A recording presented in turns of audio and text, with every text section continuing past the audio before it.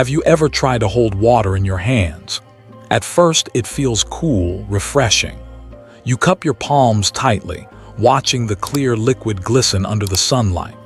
But no matter how carefully you try to keep it, it slips away, weaving through the tiny spaces between your fingers, leaving you empty-handed. And yet you keep trying. Scoop it up again, hold it tighter, watching, helpless as it disappears once more. In so many ways, life is just like that. We chase after moments, people, feelings, successes, and even ourselves, trying to freeze them in time, to possess them, to hold them forever. A child's laughter, a first love, a hard-earned victory, a fleeting moment of happiness when everything feels just right. We wish it could stay. We long for permanence in a world designed for constant change, but it never does. The truth is, the world we live in isn't a place where things remain still. It's a current, a river, moving, always moving. And yet somehow we live most of our lives pretending we can stop it. We grow attached to what we love and cling to what makes us feel safe. We resist what hurts, wishing it would vanish and never return. Somewhere deep down, we believe we can grasp at the flow, clutch the moments, hold on to youth, relationships, careers, memories, and identities, as if they belong to us. But they don't. And every time something we value begins to fade, whether it's a relationship drifting apart, our health slipping, a job lost, or our reflection in the mirror slowly changing, we feel a sting of sorrow, a kind of ache that's hard to describe. The quiet grief of knowing in that moment that we are powerless to keep what we love. It hurts because we thought we could hold on. What no one tells us, or perhaps what we refuse to accept, is that everything, and I mean everything, is in motion. It's a law older than the stars, older than the earth, older than time itself. The ancient Buddhists called it Nature of Impermanence, not as a punishment, not as a flaw in the system, but as a simple, undeniable truth. Everything arises, everything passes away. Every wave that touches the shore pulls back into the ocean. Every sunrise ends in sunset. Every beginning carries within it the seed of its own ending. And while we nod along, agreeing in theory, most of us live as if this isn't true. As if this moment, this relationship, this success, this version of ourselves can somehow be held forever. We fool ourselves into thinking permanence is possible. It's why we feel devastated when things change, why we mourn the past, dread the future, and ache for the impossible, a life that stands still in a world designed to move. But here's the thing, maybe the problem isn't that everything flows. Maybe the problem is we've never learned how to flow with it. Imagine, for a moment, if you stopped trying to hold the water. What if instead you let it pass through your fingers, feeling its coolness without clenching, savoring the way it moves, knowing it was never meant to stay? Wouldn't that feel lighter? Wouldn't that be freedom? There's a certain kind of beauty in things precisely because they are fleeting. A sunset is beautiful because you know it won't last. A song moves you because it has an end. Love is precious because it can change, evolve, or fade. To hold something forever would be to suffocate it, to strip away the very thing that makes it meaningful. But if you could watch it, love it, be present with it, and then let it go, wouldn't that be a different kind of power? A strength rooted not in possession but in presence, not in control but in understanding. That's what the old masters taught. That life isn't something you own, but something you move through. That you are not a stone standing still in the river. You are the river itself, ever shifting, ever changing, ever flowing. And when you begin to see this, not just as a poetic idea, but as a lived reality, something within you softens. You stop fighting the inevitable and start moving with it.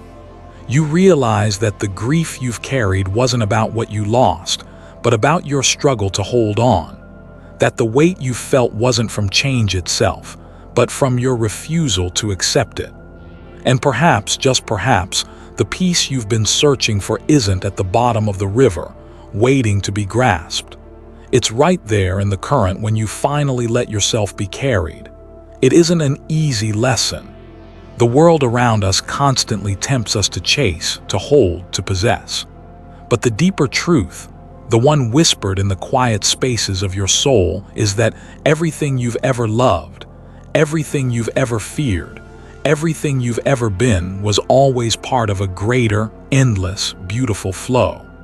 And it always will be. Maybe it's time we stopped clenching our fists and opened our hands. Because in the gentle letting go, in the quiet surrender, there lies a freedom we've never known. And once you glimpse that freedom, that quiet, unshakable peace, it changes the way you see everything. It's strange, isn't it? How we spend so much of our lives wishing for things to stay the same. We hope people never leave, moments never fade, and the world never changes in ways that might disturb our carefully arranged plans. But life was never built for that. If you really pause for a moment, step back from the noise, the routines, the endless to-do lists, you'll begin to sense it. The quiet hum beneath the surface of everything. The ceaseless motion. A soft, invisible pulse that reminds us nothing stays as it is. A falling leaf. A child growing older. The warmth of sunlight shifting as evening arrives. Your own breath rising and falling in your chest. It's everywhere. And yet we resist it. We cling to the illusion of permanence because it makes us feel safe. It gives us the comfort of believing that what we have now, the people we love, the version of ourselves we recognize, can somehow be protected from the tides of time. But it can't. This is the nature of impermanence, a truth so simple, so obvious that it often hides in plain sight. Everything flows, everything changes. The river never stops moving. The ancient Buddhist texts compare life to a flame, flickering, dancing, alive in one moment and gone the next. Not because it failed, not because it was weak, but because that is the nature of all things born into this world. And the more you open your eyes to this, the more you see it everywhere. Relationships evolve, friendships drift, old passions fade, replaced by new ones. Even your own body, the one you've known your entire life, transforms, cell by cell, breath by breath. The person you were 5 years ago is not the person you are now. But here's the beautiful paradox. Impermanence isn't something to fear. It's what makes everything meaningful. A cherry blossom is precious because it blooms for only a brief moment. A sunset stirs your soul because you know it will disappear. Love matters because it can be lost. If nothing ever changed, there would be no growth, no discovery, no aching, messy, breathtaking moments that catch you off guard and remind you that you are alive. The problem isn't with change itself. The problem is with our refusal to accept it. We fight the inevitable. We mourn the past and dread the future.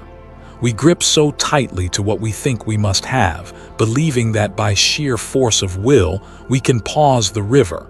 But no one ever has. No one ever will. The Buddha once said, "All conditioned things are impermanent." When one sees this with wisdom, one turns away from suffering. It wasn't a warning. It was a liberation. Because when you finally allow yourself to see impermanence clearly, not as a threat, but as a natural law, you stop struggling against the current. You begin to float, to breathe, to live. You start to realize that everything you lose makes room for something else. Every ending is a doorway, every change a chance to begin again, even your suffering. Pain, heartbreak, disappointment, they too are impermanent. No matter how heavy it feels in this moment, it will pass. Like clouds across an endless sky, like storms over the ocean, it cannot last forever. And perhaps the greatest relief comes when you realize that you, too, are impermanent. Not in a way that erases your worth, but in a way that frees you from the unbearable weight of perfection, expectation, and control. You don't have to have it all figured out. You don't have to be unchanging. You're allowed to evolve, to grow, to fall and rise again. This is the quiet wisdom at the heart of every ancient teaching. That to live is to change, and to change is to live. Imagine for a moment if instead of clinging, you welcomed the flow. If instead of fearing endings, you honored them. If instead of mourning change, you embraced it as a companion on your path. How would your life feel different? Would the small frustrations still hold so much power? Would the losses cut so deeply? Would the future seem so terrifying? Maybe not. Because when you move with the river, you stop drowning in it. And though the current will still carry you through both calm waters and wild rapids, you'll begin to trust it. To see that every twist and turn, every gain and loss, every arrival and departure are all part of the same endless, beautiful motion. It doesn't mean you won't grieve or love or dream. It means you'll do so with open hands, understanding that nothing is truly yours to keep, and yet everything is yours to cherish while it lasts. There's a quiet power in that. A kind of peace not born from possessing, but from participating. Not from holding on, but from letting yourself be fully present in every fragile, fleeting moment. Because this is the nature of impermanence. It takes everything. And yet, in doing so, it gives you everything. The ache of letting go, the sweetness of beginnings, the fierce beauty of things that do not last. And when you stop fighting it, when you finally surrender to the endless flow, you begin to understand that the river was never your enemy. It was always the way home. There's a moment in every person's life, maybe in yours too, when you realize something isn't quite right. You have everything you thought you wanted, or maybe you're still chasing it. Either way, that quiet ache is there. A restless heaviness that no possession, no success, no fleeting thrill seems to silence for long. It hums beneath the surface. A subtle discomfort, a longing for something permanent in a world built on change. And here's where it happens, the moment we start clinging. We cling to the people we love, hoping they'll never leave. We cling to our youth as if the mirror could be persuaded to freeze time. We cling to identities, to opinions, to possessions, to the stories we tell ourselves about who we are and what life is supposed to be. But what happens when you hold too tightly to something in a river that never stops moving? It slips through your fingers and it hurts. This is the root of human suffering, not change itself, not the nature of impermanence, but our refusal to let go. The Buddha, over 2,500 years ago, saw this with startling clarity. He called it tanha, craving, thirst, the desperate, unyielding attachment to things we wish would stay forever. And in that craving, we suffer. We suffer because the things we love decay. We suffer because our bodies age and betray us. We suffer because moments of joy pass, leaving us hungry for their return. We suffer because nothing outside of us can truly satisfy the endless hunger inside. The harder we cling, the sharper the pain when life inevitably changes. Think about it. How many sleepless nights have you spent replaying a conversation you wish you could change? How much time lost mourning something that was never meant to last? How many days wasted chasing after a future that, even if you caught it, would still slip through your hands? It's like trying to hold water in a clenched fist. The tighter you grip, the faster it escapes. And yet, we do it anyway. Why? Because we believe deep down that if we just hold on hard enough, control things carefully enough, we might finally find lasting happiness. We might finally silence that restless ache. But we won't. Because true peace was never found in possession. It was never hidden in the things we could hold, own, or control. It lives in the opposite direction. In the soft, radical act of letting go. This is why, in Buddhist teachings, attachment is not love. It might look like it from the outside, but attachment says, "I need you to stay for me to be happy." Love says, I honor you, and I cherish you as you are for as long as you are here. Attachment says, I can't live without this. Wisdom says, I can live with whatever comes. And the longer you walk this path, the more you'll see it for yourself. The moments you clung hardest were the ones that hurt the most. The loves you tried to cage were the ones that broke. The dreams you gripped like lifelines became chains. Suffering is born in resistance. Freedom is born in surrender. Now, don't mistake this for apathy. Letting go doesn't mean you stop loving, stop dreaming, stop hoping. It means you do so with open hands. You love deeply, knowing it might change. You savor the moment, knowing it will pass. You chase your dreams, knowing they might shift along the way. And instead of clinging, you flow. You ride the current rather than fight it. You begin to live with the understanding that nothing belongs to you, and that's what makes it precious. There's a quiet kind of courage in this. To look life in the eye, knowing it will take everything you love, and to choose to love it anyway. To embrace each moment for what it is, not what you wish it would be. The ancient Zen masters spoke of it as holding the world lightly, not with indifference, but with reverence. Because when you stop demanding permanence from a world built on impermanence, you stop suffering. You start living. And what remains is not emptiness, but a deeper, more enduring joy. The kind that no change, no loss, no time can take away. The kind that arises from knowing you are part of the flow, not separate from it. It's the gentle, undeniable truth we all arrive at sooner or later. Nothing stays. And that's why everything matters. Let's pause for a moment, not to stop the flow because you can't, but to notice it. Feel the breath moving in and out, the thoughts rising and falling, the heart longing and releasing. Everything moves, everything changes. And once you begin to see that clearly, not as a poetic idea, but as the way reality actually works, something inside you begins to loosen. A tight fist unclenching, a knot in the chest coming undone. This is the beginning of letting go. But here's the thing no one tells you: letting go isn't a single grand moment. It's not a dramatic goodbye. It's not erasing the past or pretending you don't care. It's an art, a daily practice. 1,000 quiet choices made in silence when no one's watching. It's choosing not to answer the thought that tells you you're behind. It's releasing the version of yourself you thought you'd be by now. It's forgiving the friend who left, without needing to hear "I'm sorry." It's allowing joy to be fleeting and still welcoming it anyway. And it's terrifying, because clinging, even when it hurts, feels safe. The known, even when it cages you, feels familiar.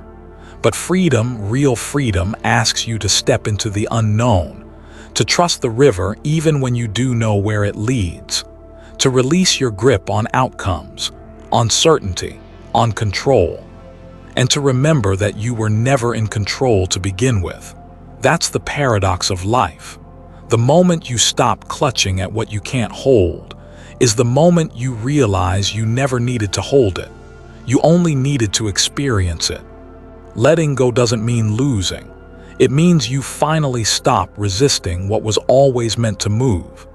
The ancient Zen teachers described it like carrying a heavy pack on your back for years, the straps digging into your shoulders, the weight pulling at your spine. And one day, without warning, you realize you could set it down. You could walk lighter. And when you do, you notice things you never saw before. The way sunlight dances through leaves, the softness of a stranger's smile, the vast, open space of now. This is the gift of letting go. It's not a life without grief or disappointment. It's a life no longer ruled by them. It's tasting freedom, not as an abstract concept, but as a lived experience. A freedom where you can love people without needing to own them, where you can chase dreams without breaking when they change shape, where you can mourn what's lost without drowning in it, and perhaps most beautifully, where you can meet each moment as it is, not clinging, not resisting, just being. Because in that open space something else awakens, a quiet joy, a fierce tenderness, a sense of belonging not to what you hold, but to the very flow itself. The Buddha described this state as nirvana, not a place you go after death, but a state you enter when the fires of craving and aversion burn out. When you finally stop trying to bend the world to your will and you let it be. And in that stillness you discover you've been carried by the river all along. You were never alone. You were never abandoned. You were always held by life, by this moment, by the endless, mysterious, beautiful current of existence. And you realize, letting go isn't the end, it's the beginning. A beginning of living not bound by fear, of loving without chains, of trusting the flow even in darkness. Because you finally understand nothing was ever yours to lose. It was always a gift, a brief, breathtaking miracle, a ripple in time, and now you're free. There's a quiet place inside you, a place untouched by the storms of thought, untouched by the rush of days. It's not somewhere far away. It's here, right here, beneath the noise. You don't need to earn it. You don't need to deserve it. You simply need to notice it. This is the essence of meditation, not to escape life, but to sit down in the very heart of it, to watch the currents move, to witness the rise and fall of everything you thought was solid. And when you truly watch, something miraculous happens. You begin to see the world not as a series of fixed objects, but as a shimmering, ever-changing dance. Thoughts bubble up, linger for a moment and vanish. Feelings surge like waves, then break and dissolve. Even the body, what you've called me your whole life, is a collection of sensations arising and passing, moment by moment. Everything flows. Every breath is born and dies. Every sound appears and fades. Every image in the mind comes into being and slips away. And in this silent observation, you realize suffering doesn't come from what happens. It comes from clinging to what cannot stay.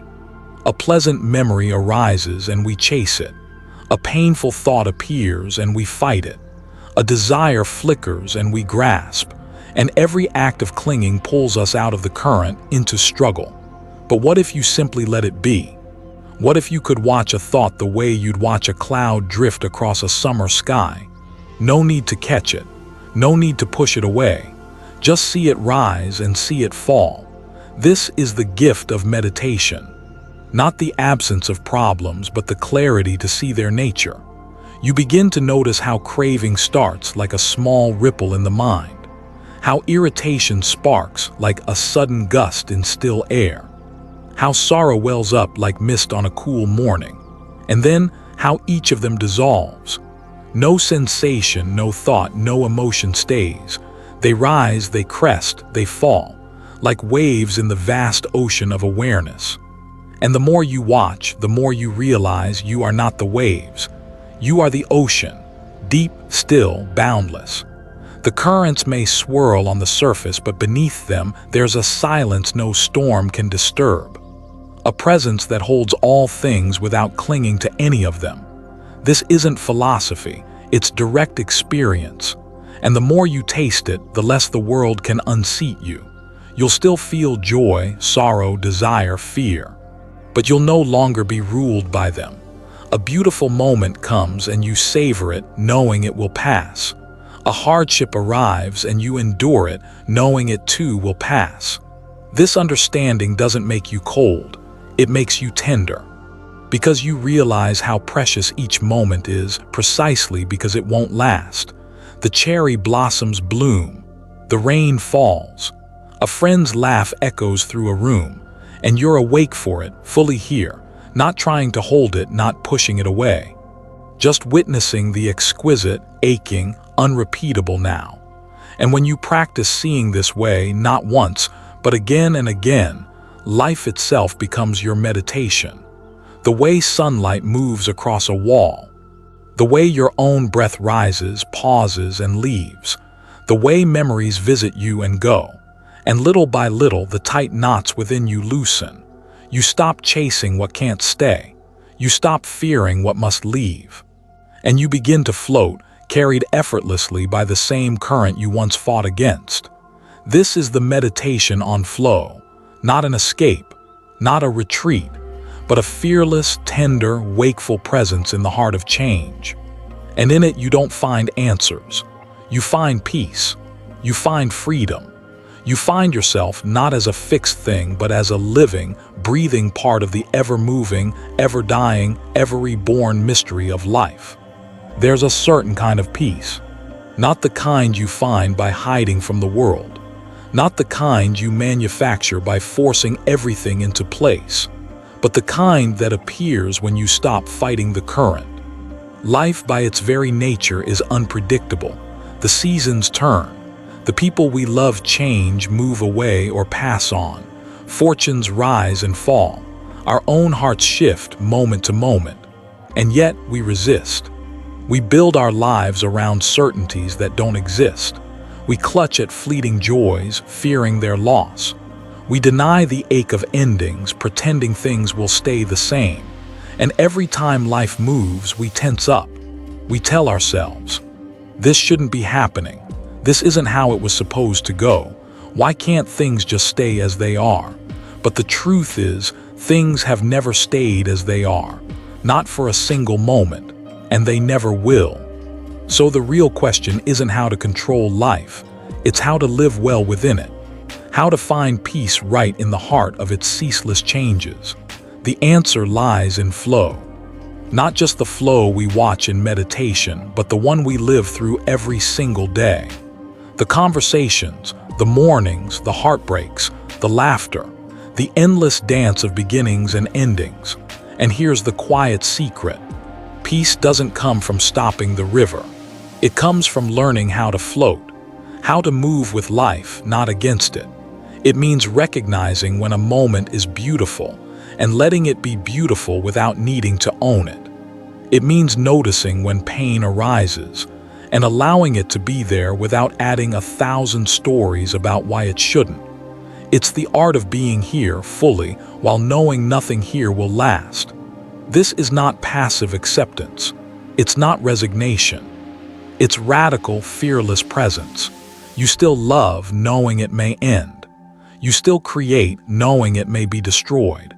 You still give yourself fully to this moment knowing it's already slipping away. And paradoxically, that's where the deepest peace lies. Not in holding life still, but in dancing with its motion. In the wisdom of impermanence, every sorrow is softened. Because you know, no matter how heavy the grief, no matter how sharp the loss, it too will pass. In the wisdom of flow, every joy becomes even sweeter, because you understand its fragile, fleeting nature. A sunset's colors burn more vividly when you know night is coming. A child's laugh sounds more precious when you realize how quickly those days vanish. And so you don't sleepwalk through life. You don't wait for some imagined perfect moment. You don't clutch at what you can't keep. You wake up to this breath, to this step, to this face before you, and the ordinary world, the one you've rushed past 1,000 times, begins to shimmer. The way light falls through leaves, the warmth of a cup in your hands, the scent of earth after rain. You realize you don't need to chase peace. It's already here. Hidden inside the simple, ungraspable, ever-changing now. And so you move through the world no longer a prisoner of outcomes. You act not to secure a certain result, but because it's the right thing to do. You care, not because you're promised a return, but because the act of caring matters. You stop asking life to be different than it is. And in doing so, life opens. Not as a perfect, pain-free paradise, but as a wild, beautiful, uncontrollable mystery. And you, no longer fighting it, finally belong to it, like a leaf floating on a stream, like a bird carried by the wind, like a wave moving through the endless ocean of being.